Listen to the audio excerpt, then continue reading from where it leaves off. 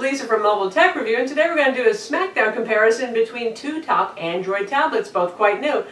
Over here we have the Asus Transformer Pad Infinity TF700, probably the longest named tablet ever in existence. And here we have the Samsung Galaxy Note 10.1. Both of them have their own special sauce. This guy has a keyboard, this guy has a pen. We're going to take a look at them and see which is better for you now. Alright, two top tablets, both running Android 4.04 Ice Cream Sandwich. Both have 10.1-inch displays, fast quad-core CPUs. They start at $499, so how do you pick? And we're going to start with the really obvious things first. And for the Samsung Galaxy Note 10.1, it's the S Pen. It's that active digital pen. This is not just a capacitive stylus, and if you've watched our video review of the Note 10.1, you know this. So it's great for those of you who like to draw, doodle, graphic artists, and for note takers as well.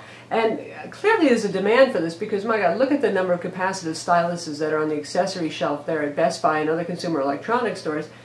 And while the Asus has a standard display, no active digitizer here, it has an HD display, big selling point right there, but its claim to fame is really still the separate keyboard that sells for $149 and gives it the Transformer name. Looks like a mild-mannered tablet right now, but once you add in that keyboard, you can turn it into sort of a notebook form factor device.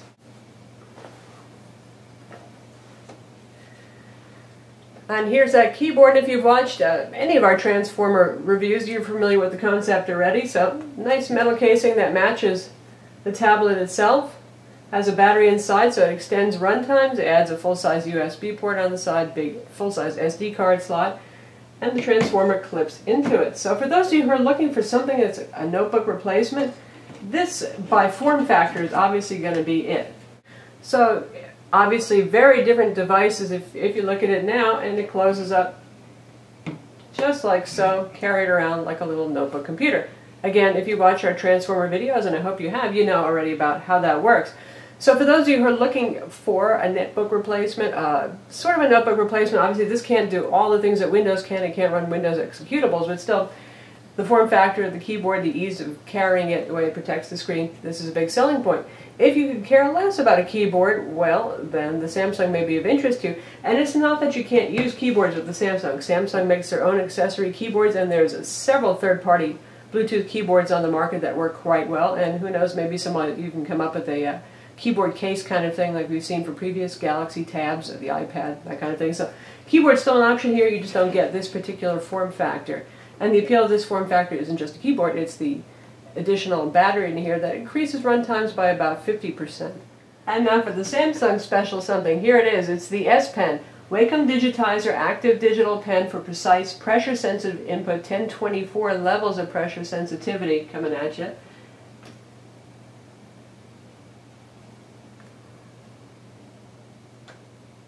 You can see we can do exciting things like, well, draw this lovely bird right here. And you can take notes as well. You can actually just write handwritten notes. You can use handwriting recognition, so pretty cool stuff here. Also rocks when you're playing Angry Birds. Now let's talk about what's the same, and there's a lot of what's the same here. Both of these guys weigh 1.3 pounds, and they're very thin, 0.35 inches. Some of the thinnest and lightest tablets on the market. 10.1-inch displays, Gorilla Glass on both of them. Actually, Gorilla Glass 2 on the Transformer TF700, which is supposed to be a little bit thinner for better clarity. They both have micro SD card slots, a GPS with GLONASS, Wi-Fi 802.11bg, and the Asus has single-band Wi-Fi, and the Samsung has dual-band Wi-Fi for those of you who love your 5 GHz Wi-Fi networks, and they both have Bluetooth. Each of them has USB capabilities, but not out of the box. You're going to use a little adapter. And here's our little adapters. I guess great minds think alike because they are very similar. Two little teeny black things that cost you around 20 bucks or a little bit less. Both tablets have a proprietary dock connector on the bottom, and that's what these plug into. This is Samsung one, and here's your full-size USB host port on the bottom. Same thing for the Asus. Proprietary dock connector plugs into the bottom. USB port right here. The drawback on both of these tablets is, well, it plugs into the bottom. You can see right now if you're using a stand or something, there's no room to plug this in and then plug in your USB game controller or whatever else it is, so you're going to have to find a way to angle it. Neither of these has a dedicated USB full-size port or a micro USB port. Both tablets have pretty much the same USB support, works with game controllers, mice, keyboards, flash drives, and hard drives, but where they vary is you get FAT32 support on the Samsung, you get FAT32 and NTFS on the Asus. That's handy if you have large external hard drives, because generally those are going to be formatted NTFS if you're a Windows person. Again, if you do get the $149 dock for the Asus TF700, that has a full-size USB port built on it, into it, so you don't need to use the little dongle adapter, and then you're no longer worrying about this big thing sticking out the bottom of it. Both have front and rear cameras. The camera on the Transformer Infinity TF700 is one of the best we have ever seen on a tablet, which may not be saying much, but in the case of the Transformer it is. It's right up there with the HTC Jetstream for quality photos and good 1080p video. That 8 megapixel camera really does the job nicely. The Samsung has a 5 megapixel camera, and Samsung never does a bad job of the camera. They're pretty good at imaging. They do, after all, make cameras, but it's not as good as the Transformers, and it shoots 720p but not 1080p video. Both of them have good front video chat cameras. I actually give the edge to Samsung for that, for a brighter looking image when you're in video chat.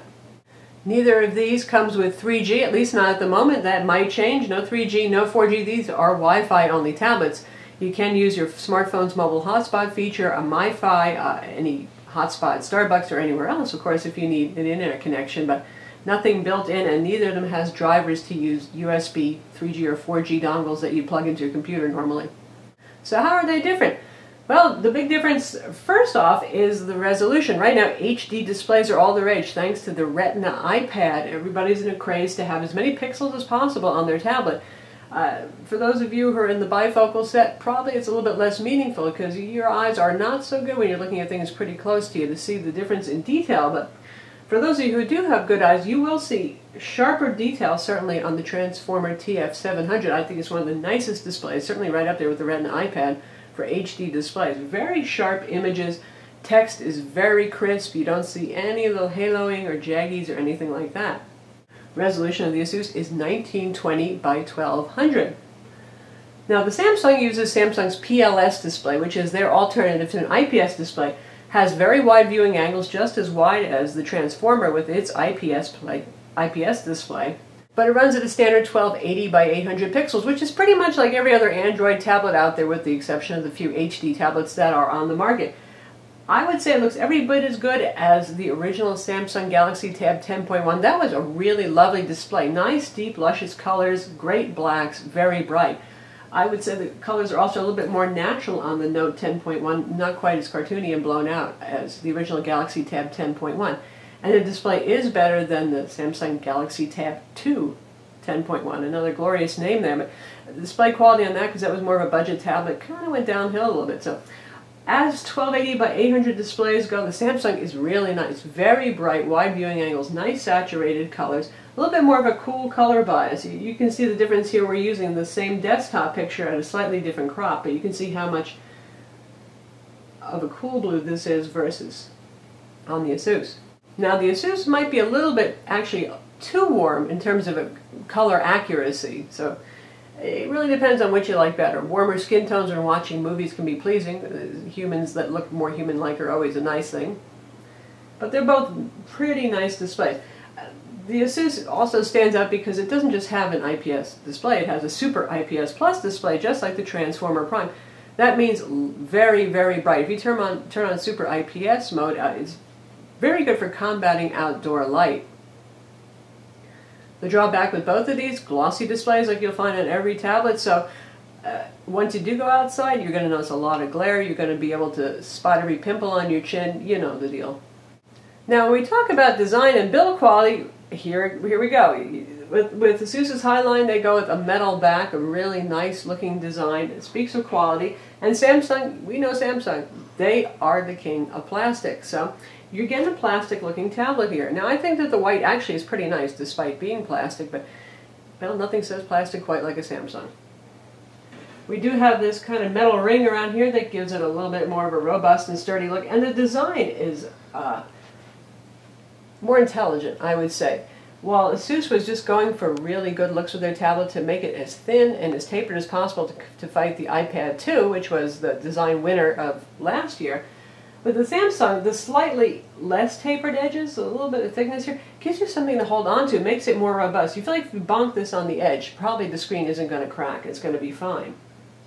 Likewise, the ports here and the controls are operating on a fairly flat surface. They're easy to control. Your finger's not going to slide off on a taper. SD card slot is well protected. In fact, there's even a door over here. And the docking port on the bottom, again, nice and robust, a flat, solid connection for your tablet. And here's what the back looks like. Again, we are talking shiny plastic, but not too bad looking. Now with the Asus Transformer Pad Infinity TF700, they have made the taper less severe compared to the Prime to try to beef up the port some, and they've done a reasonably good job. Here's the SD card slot, and the taper isn't so strong that if you touch it you're going to shoot the card out anymore. Thank goodness, that's a good thing right there.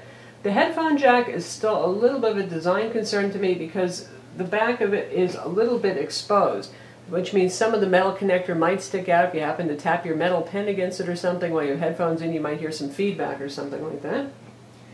Likewise, the docking port connector improved again over the Transformer Prime, but still there's a lot of taper here. I know it's kind of hard to see. Maybe from the side you can see it more. So this actually ships with a rubber plug to protect it because there is a lot of exposure going on here. Still, it's robust enough that I don't think it's going to get whacked so much in a bag or case the way it did with the Prime. And our controls up here for volume and for power. Again, the bevel is not so sharp anymore, but still, when you hit the buttons, sometimes your finger tends to just slide right down on the bottom. So ergonomically, I give an advantage to the Samsung. But look at this nice metal back. Right? Nothing says quality like some spun aluminum, which is what you get here. And this is the, well, the amethyst gray, they call it. It has a fairly complex tone. In some lights it does look a little purpley, other times it looks like a deep gray. And you can also get this in champagne, which is more of just a straight kind of light silver color. Definitely a nice looking tablet. Given the skinny sides and the way the glass is married right to the edge over here, I worry a little bit more about durability for this guy getting bumped.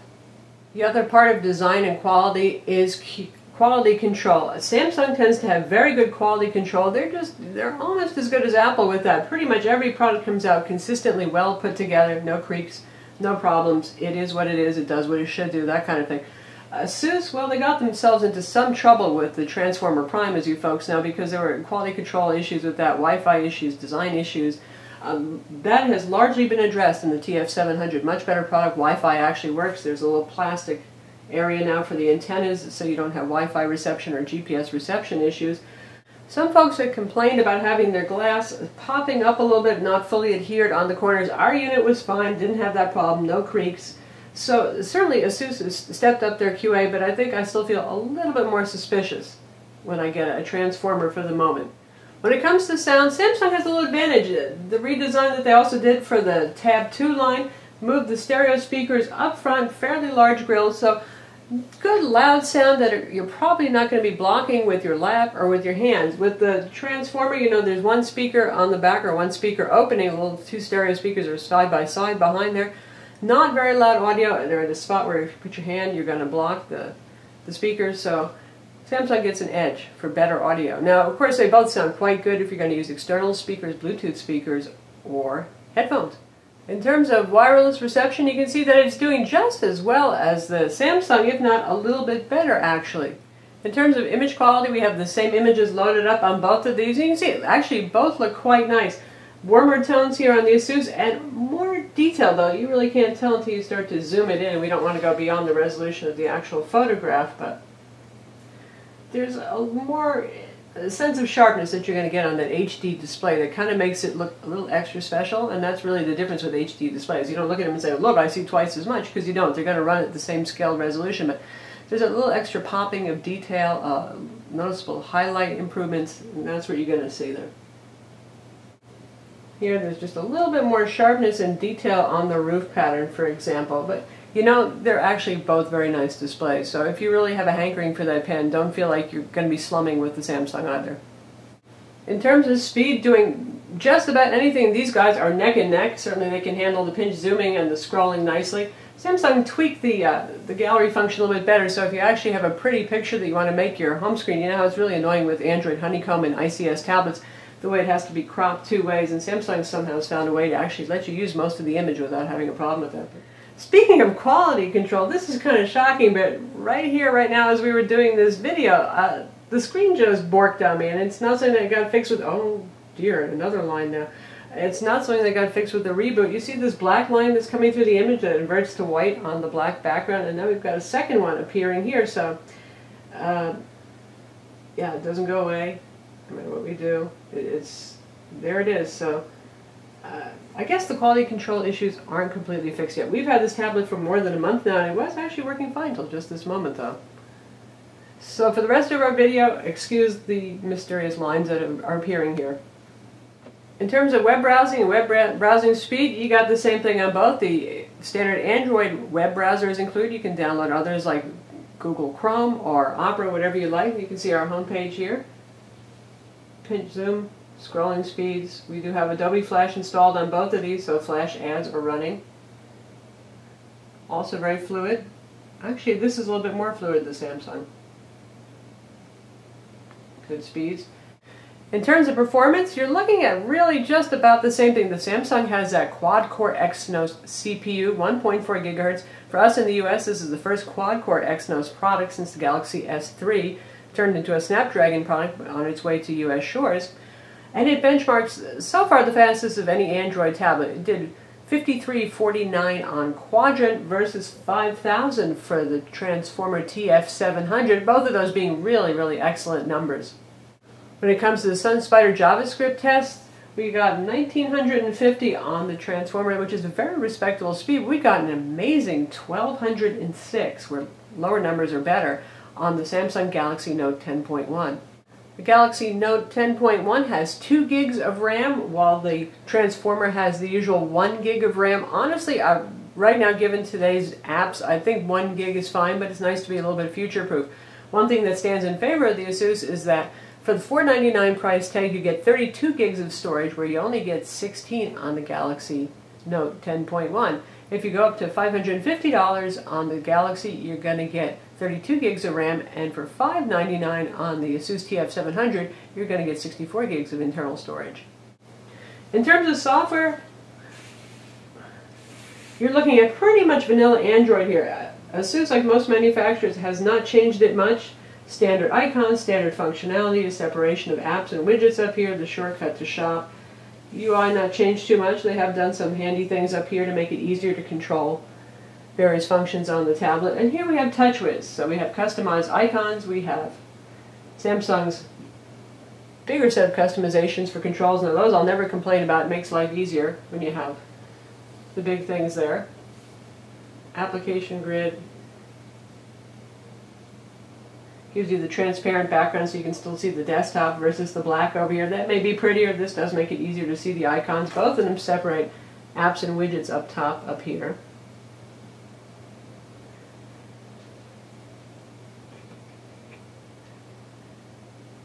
And with the Asus, you get all the standard Google applications, which you also get on the Samsung, and the Samsung does a lot of customized stuff. They have their little shortcut tray right here. Now this isn't just, well, another set of quick launch icons. These are actually little mini, almost like widgetized versions of your applications, like calendar, you got your email, your music player, S-Note. So if I tap that, I can have this running, and at the same time, I can bring up S-Note if I want to take a note, and I can move these around. So they've done a lot of stuff to really optimize multitasking on the Samsung that I like a lot. And the software customizations continue on. A lot of these are some things that you're going to see on the Galaxy S3 smartphone that are pretty cool. We have Smart Stay. If you take a look right here in the icon, you see the little eyeball symbol that says it's watching us through the front camera every so often. So if you're looking at the tablet, it won't turn the screen off. You also have Samsung's photo sharing utility, which is pretty handy. In fact, you can just have stuff go between your Galaxy S3 phone and the tablet. You can set up sharing with other devices as well. And we have their customized music and video players. And right now we can see here's the Samsung video player. It's kind of neat. It actually shows you moving thumbnails instead of just a static thumbnail with a bit more information. And the neat thing here isn't, well, just that you have little animations. We're going to pick a full HD movie trailer right here, 1920 by 1080. And we'll skip forward a little bit to the good stuff. And then you see this little button up here. You tap that, and you've got the video running up here. So you've got that sort of picture-to-picture thing going, which, you know, it's more of a gimmick than anything else, but it's a pretty neat gimmick. And you can also do the split screen thing. There's 6 applications you can do this with, so we go for multi-screen, and we're going to bring up S Note right next to it, which is the note-taking application. And now I can take notes while I'm playing a video, or I can have Polaris Office running up here, or I can have my email. So you can have 2 side-by-side applications in it. There it goes, it keeps playing. So Samsung hired a lot of software engineers in the last year, and I can see why, because obviously there's a lot of custom software going on here that, so even if you say, TouchWiz, I don't like the look of TouchWiz much, the value added stuff here is pretty cool. Now Asus bundles some really useful applications too. They have their child-proofing app where you can lock up some apps. They have their app backup for those of you who want to back up certain APKs or the whole device. That can be really handy if you're trying to transfer apps from one device to another. And they have their Super Note. Now here's an application that really begs for a pen. And you can use a capacitive stylus with it, but you can see all these little graphics here. You can take some pretty neat notes here. You can type with the on-screen keyboard, you can draw with your finger, you can draw with a capacitive stylus, not an active digital pen. So a really nice note-taking application on steroids. One other neat feature that the Samsung has is an IR blaster. There's an IR port window up here, and this can control all your home theater gear, and it comes with Peel, an AV remote control application, and also a really fancy kind of TV guide. It's good for content discovery, so as a couch-focused device, the way often tablets are, that's pretty darn neat. When it comes to battery life, we're still testing the Galaxy Note because it only just came out a couple of days ago, but so far the Asus Transformer Pad Infinity TF700 is winning by about 45 minutes runtime. That's going from full charge to down to 10%. So a bit more runtime on this, and obviously if you're going to use that keyboard dock that has the auxiliary battery in it, you're going to go even longer. So far we're seeing 6 hours of movie playback on the Galaxy Tab, setting it at 50% Galaxy Note, setting it at 50% brightness, and we manage over 7 hours just with the tablet, not with the tablet plus the dock on the Transformer. If you add the dock in, you're going to get about another 4 hours of runtime. So that's the Samsung Galaxy Note 10.1 versus the Asus Transformer Pad Infinity TF700, both $499 Android 10.1-inch tablets. Both are available now. Both have their own flavor of quad-core CPU. They're both very quick. Both run Android OS 4.04 Ice Cream Sandwich. Both will see an upgrade to Jelly Bean. I would bet on Asus first. They're usually very quick with the OS updates. Samsung often takes quite a while to do that. Either way you go, you can't lose. Honestly, it's really hard to pick between these two. I haven't really quite made up my mind yet, but if the HD display, really high quality display appeals to you and the very bright Super IPS Plus mode appeals to you, then it's the Asus. If the keyboard dock is your idea of heaven and you really want to use this as a notebook replacement, you hate on-screen keyboards, you don't want to carry a Bluetooth keyboard along, that's going to be a strong choice. But the Samsung, that digital pen, if you like to doodle, if you're an artist, if you like to take handwritten notes, if you want to mark up PDFs, wow, there's nothing like it. Really, this so far is the best pen-based Android tablet that we've seen. Samsung's value-added software is really top-notch, and that AV remote is very cool. In terms of build quality, as we mentioned, they're both solid tablets. Samsung feels a little bit more robust. I trust their QA a bit more. Our poor Transformers display is biting the dust right in the middle of our review here. But you do get things like the metal back Gorilla Glass 2 versus original Gorilla Glass. And you get an HDMI port also on the Asus. With the Samsung, you have to use their little adapter, goes into that port there, just like the USB adapter did, to give you a HDMI out. I'm Lisa from Mobile Tech Review. Don't forget to watch both of our full video reviews of these products, read our written reviews, and subscribe to our YouTube channel.